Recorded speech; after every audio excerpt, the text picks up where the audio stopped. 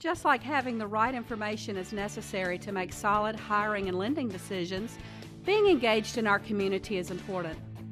DataFax is proud to support the positives and be a presenting sponsor of the Spark. State Systems is focused on protecting life and property. As a local, privately owned company, our foundation was built on providing all businesses with complete fire and security protection and infrastructure cabling. State Systems is proud to be a part of the Mid-South community and a presenting sponsor of the Spark. Lipscomb & Pitts Insurance has been serving the Mid-South since 1954. We've always focused on supporting our community and believed in promoting the positives, encouraging engagement, and leading by example. Lipscomb & Pitts is proud to be a presenting sponsor of the Spark. Additional funding for the Spark provided by Christian Brothers University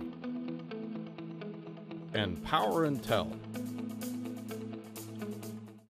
This month on The Spark, our theme is centered around service. We'll learn more about a Christ-centered ministry that's dedicated to providing children and families with healthy homes.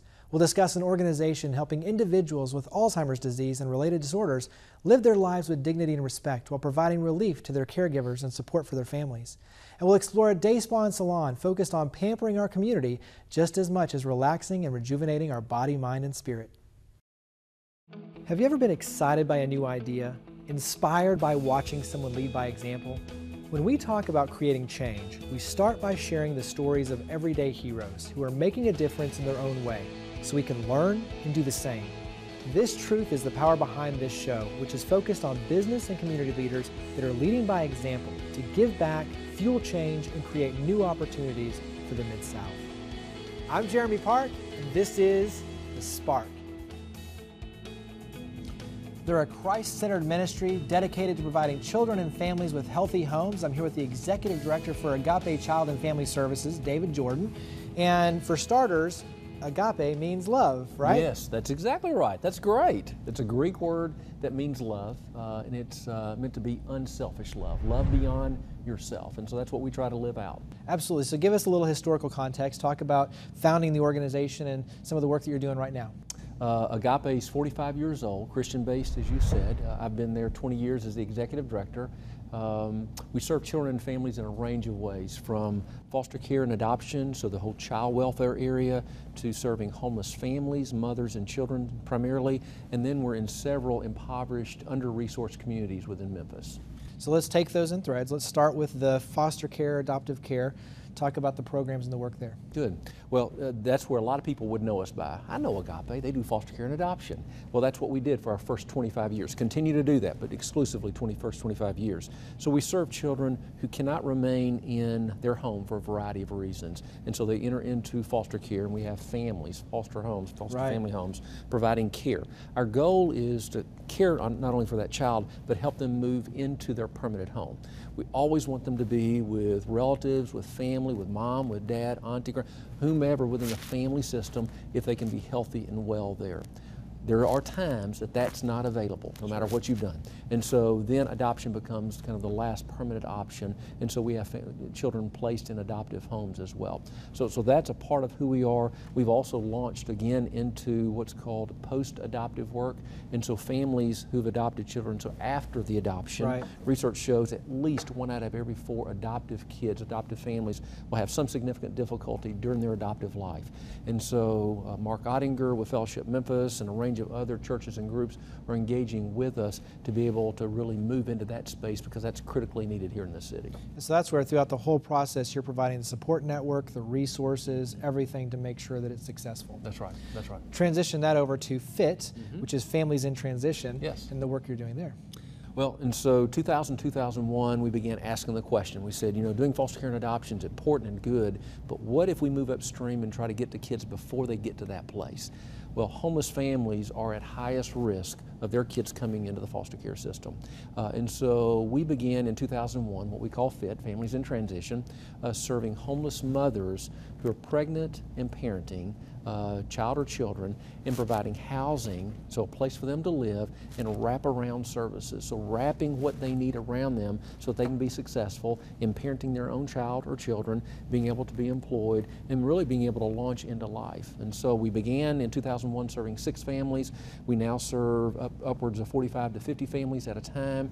That's about 20% of all the homeless families here in the Memphis-Shelby County community. Wow.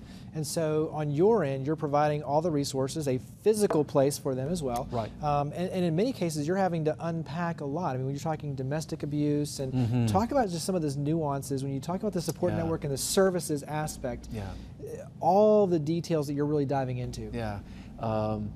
The brokenness and the disconnectedness of the moms and the kids that come to us are typically very significant.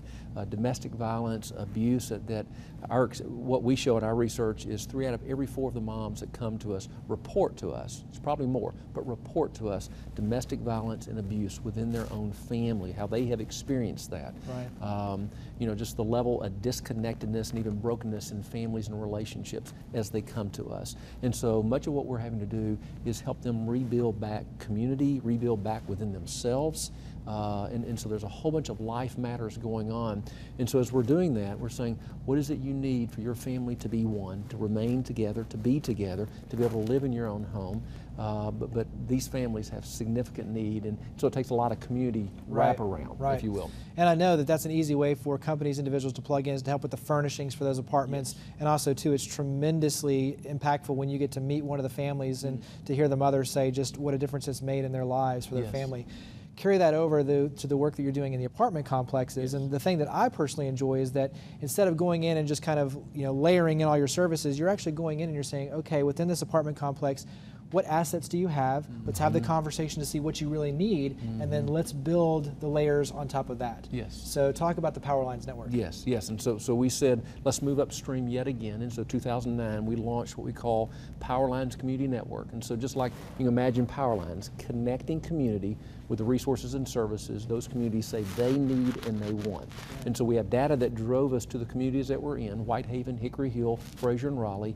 Very specifically, the data said go to apartments. There are numbers of apartments in our city where families, typically under-resourced families, live that have significant challenges, but there are strengths in those communities and in those families. And so we sit around a table and we use an evidence-based practice called community cafes. And so we're drinking coffee, we're eating food, and we're saying, what is it you need and you want? Jeremy, what is it you and your family need to be successful for you, for your kids, for your family? And so we listen to that voice, and that drives our behavior. An example of that is we're in 27 public schools within these 9 apartments and surrounding areas, 22 Shelby County schools, 5 ASD, Achievement School District schools.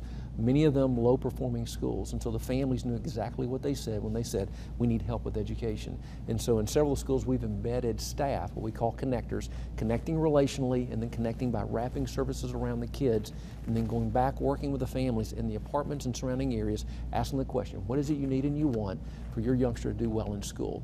And so we have been, that part of our model has been going for 2 years. We have some very positive data in terms of how those kids and those families are doing.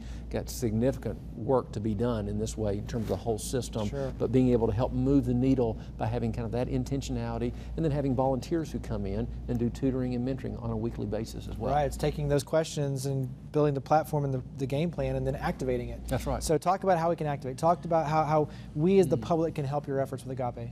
That is a huge matter for Agape, and I think just in the community overall. No nonprofit or even groups of nonprofits will ever hire our way out of the matters and the needs for our community. There's places to have people employed in what we're doing, but in my opinion, it's going to take the community engaged in meaningful and accurate, good ways to be able really to move the needle long term. And so we have a range of ways for volunteers to be involved. We had 1,800 volunteers involved this past fiscal year, anywhere from kind of the one and done, well, I'd like to go help a fit mom, a homeless mom, set up an apartment, have it ready for her. Once she gets that key, turns that lock, walks in, and boom, when she completes the program, everything in that apartment is hers. She can choose, if she does, to stay right there in that apartment, within that complex.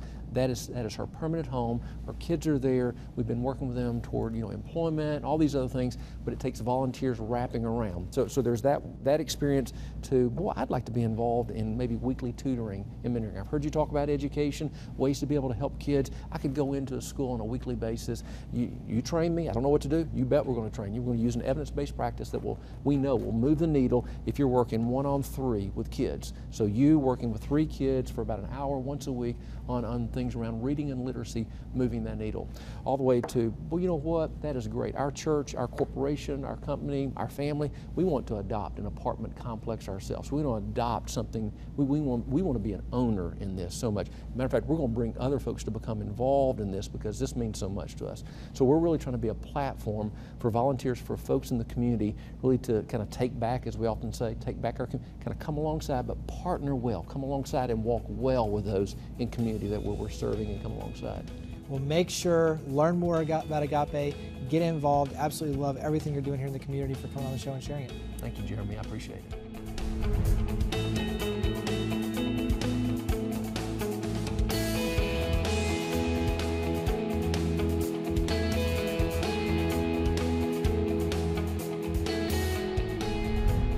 They help us relax, they help us rejuvenate our body, mind, and spirit, but they also, too, pamper our community. I'm here with the owner of Germantown Day Spa, Travis Sheely, and this obviously is your personal baby when you talk about Germantown Day Spa and launching it.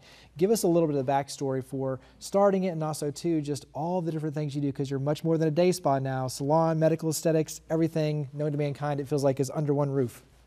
Well, Germantown Day Spa started in 2001, and it started as a concept and idea of wanting to offer a place for people to be able to come to just totally escape the hustle and bustle and the stresses of the outside world. Even if it was just for half an hour or an hour, they had somewhere that they could come to just escape all of that for a moment. And again, I think that as far as the services that we offer everything from hair to nails, massages, facials, and then we even now, as of the last 5 years, we do medical aesthetics. So we offer the injections and laser treatments as well. So it covers a very broad spectrum. And one of the aspects that really is the central thread is customer service. And you take it to a whole new level, not only on the technical expertise and the continuing education credits and all that, but also to the customer service, the soft skills. Share with us, because you actually have someone that you bring in on a regular basis to train on both sides. So give us a little bit of the raising the bar, if you will, for Germantown Day Spa on the customer service aspect. Well, one of the things that I believe is Memphis is full of extremely talented people. And so, we are all reminded from time to time that there are a lot of extraordinary people who can technically offer a very good job out there. So what sets us apart? What's the wow factor? And the only wow factor we can have is the experience that we offer. And so that's going to come from the customer service. And I've been working with a coach, a business coach out of San Diego now for over 12 years. And her background is all about customer service and business skills in the spa salon industry. And she's been coming and she trains my people. I bring her in about at least 3 times a year, and she comes in and does customer service trainings. Nice. And then you require your team to do, is it one that you bring in and then they go off campus and they do continuing education based on their technical skills too, correct? That is correct. So it's pretty amazing when you talk about just kind of the focus on customer service and the skills. Switching over, you love the heart of what you're doing, and a big part of that is using your resources to give back. And so you do things like having a day where proceeds benefit a nonprofit. Talk about just some of the things overall that you do at Germantown Day Spa focused on philanthropy and giving back and making a difference. Okay, well, just some of the things that we have participated in is every year, and we've done it for 14 years. During the holidays, we always have a holiday open house for our clients, and that particular day, my staff donates 100% of all their gratuities that day, and then the company matches that. Nice. It is wonderful, and now the clients know that we do that, and our clients are so generous anyway, and they're extremely generous that day. We, right now in this moment, are participating with the food banks. And Germantown Day Spa has been offering 10% off for anyone who will bring in 3 or more dry or canned goods. They can have 10% off their services that day. And again, it's been something fun. The clients have enjoyed it, and we actually have gotten quite a bit of food in. Nice. So it has. But that's good. I mean, that's where you get to use all of your resources to be able to make a difference, and you can do it in very creative ways. And the other aspect that is using your team. And so you've had things like Girls Inc. and organizations where you've had them come in, and these are inner city girls that absolutely deserve the pampering but may or may not be exposed to it, and you're bringing them in and you're doing their hair and their nails and really giving them just a full day of being a princess.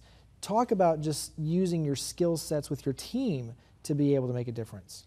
Well, to watch my team participate in this is very heartwarming, and you can see it on their faces as well. The gift is really given to us just to watch it all and be able to be a part of it.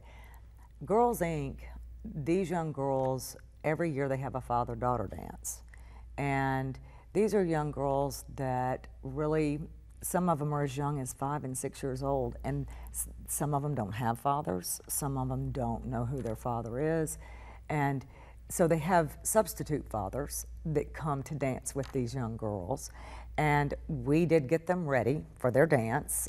We did just a little bit of makeup on them, and we did their hair. And to watch my team get so excited, they went out and bought bows and ribbons and beads, and they had their nails polished. We went to the event that night, and one little girl, her substitute father did not show up. And I have a young man who's worked for me for over 12 years now as one of my nail techs, and he stepped in immediately as her substitute father that night. It was amazing, just amazing to watch. And he's a very handsome man, so I can tell you the young girl had a really good time too showing him off. So, but it just, things like that, to watch that occur, it just warms your heart. Another event recently that my hair salon participated in, it was a school that has a group of special needs children, and they had their prom. And so my team of girls went over to the school to get the girls ready for their prom. And they chose the homecoming queens and everything else. So it was something very heartwarming too. And I think for you, especially to see your team engage in that way, it's got to almost just bring a tear to your eyes. So powerful yet so rewarding. Well, and they get so excited about it too, which makes you know, honestly, what kind of team I have. That's good. And when you talk about just engagement opportunities, obviously being a customer of Germantown Day Spa, but you also too do things very creatively where you'll take your team out and do massages with corporate teams and just giving them in the office. They don't have to physically leave, especially around break time or lunches and things like that, where you get a 15-minute massage. So some very creative things that you're doing to bring the Germantown Day Spa experience off campus. Well, a lot of companies now are really doing a great job at rewarding their staff. And so they have brought us in for 1 to 2 days where we bring in 1 or 2 massage therapists. We've even brought in nail techs and done many manicures. And they are 15-minute services, and people can come at their leisure. And my team loves that because it takes them outside their box, and they get to go somewhere new, they get to meet new people, and they've been great, and they've been fun events. So what's the easy way to learn more about Germantown Day Spa and all the services you provide and how to plug in? Well, first of all, we do have a website, and it's GermantownDaySpa.com, and we are located in the heart of Germantown at 9030 Poplar Pike. We're Suite 104. There you go. Well, definitely appreciate everything you're doing, not only on the business front, but more importantly on the community front. So thank you for coming on the show and sharing all the great work you're doing. Thank you, Jeremy.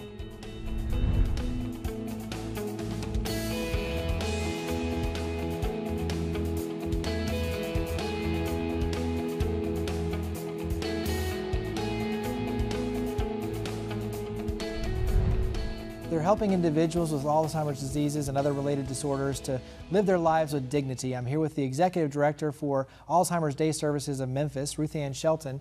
And for starters, give us a little bit of the backstory for Alzheimer's Day Services of Memphis. Alzheimer's Day Services started when 4 families who were taking care of loved ones decided that they needed a break, and so they kind of did a co-op where they could take care of each other, and then decided to open it further in Memphis. From there, that was behind Lewis Senior Citizen Center, and then from there we went up into Kennedy Park, the Gratiot Center, and then in 2004 we went to Hickory Hill, Dorothy's Place. And so you have 2 physical centers right now, and I know the goal at some point soon is to open a 3rd, correct? Yes, it is. We are very much hoping so. And share with us a typical day, because I mean there's so much to this in terms of the activities and the experience overall for these adults. The adults come in, they have breakfast in the morning, we start activities, we stroll, we do music, fine motor, gross motor, cognitive, socialization, stimulation, life tasks. We know that a person will maintain an ability longer if it's exercised. And so our goal is to keep them engaged in their environment for as long as possible. And so that's where, whether it's music, whether it's art, whether it's just conversations, whether it's putting them to work, so to speak, but I mean, they all come in with very different engagement in terms of what they want to do there, and your job is to be able to kind of fulfill that and provide each one of them with different experiences. How many individuals at the different centers throughout the year do you work with? We work with almost 200 families. That's physically in the buildings. Our number goes down, how many families, but it's because they're staying longer. Last year, the average was almost 2 years. Wow. That they were staying. You know, we have one woman who's staying with us now, and she started in 2002. You know, so some people stay a long time, some not quite that long. And so, in essence, they're coming in there, they're providing the experience, you're providing the experience throughout the day, but ultimately this is a benefit not only for the individual, but for the family. And so talk about kind of that aspect of, yes, the individual is being helped, but also too, just as important, the family, the caretakers are also being supported. You know, the families emotionally are watching their loved one fade away. But in the meantime, 24/7 care is very overwhelming. They need the tools, the techniques, how to do that. 20% of caregivers die before the person they're caring for. Wow. And so there's an awful lot that needs to happen there to help them, to support them, and that's half of our mission. And go back to that step, because when you talk about it, they're putting someone else first. So they're not taking care of themselves, their health, their sleeping, all of the above, to where 20% passes away before the loved one they're taking care of. They may not be taking their medicine properly.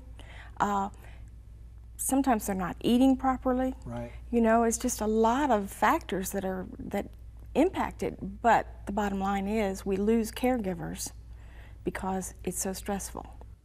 So on your end, talk about, you've got the physical center, you've got the support network, but also too, advocacy and awareness plays a role in this as well. We like everybody in the city to know about us because we're a local nonprofit. We're not associated with any national deals. But we want everybody in the city to know about us because they may not need us, but they may hear of somebody who needs us. And so we do a lot of talking on shows and things to bring that information. People will tell us, until I need it, I didn't remember that you had done this. And we said, that's an okay thing, you know, as long as you do remember, sure, so that we can be an option. And so when you're talking about just warning signs for Alzheimer's disease, dementia, what are some of the things that you recommend for those that, you know, are loved ones that might think that their father or mother or someone that they know is going through this? What are some of the telltale signs to look for? Some of the signs would be obviously short-term memory loss, but also lack of judgment, not being able to do things that they used to do, you know, like the man who cuts his lawn every day and then he doesn't know how to start the lawnmower.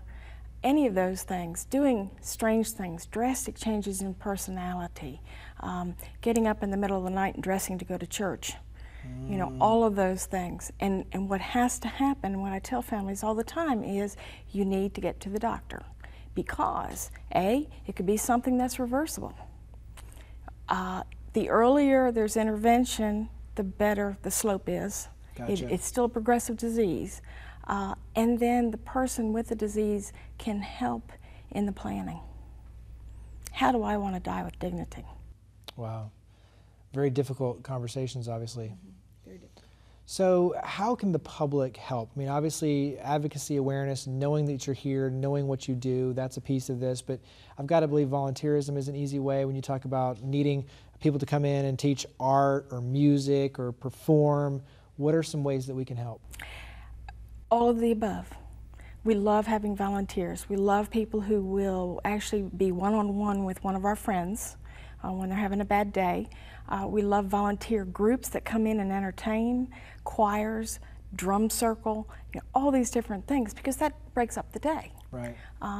When they're coming, they're not coming to a daycare. They're coming to do lots of things, and so we have to make sure that we meet what those goals are for them. If they think they're working for us, then they need to get paid. And we have a system that we do that. Nice. You know. And so what are the ways that we can learn more about Alzheimer's Day Services in Memphis? Come visit. I think come visit. It really shows you that we are active all through the day. And maybe sometimes not in structured activities, but you'll see two of our friends talking to each other. They form friendships. They enjoy themselves. They're tired when they go home, which means they sleep better at night, which helps the caregiver. You know, so just go take a look, and all of a sudden the rest takes care of itself. It does. It does. Well, I greatly appreciate everything you're doing here in the Mid-South and for coming on the show and sharing it. Thank you very much. I appreciate it.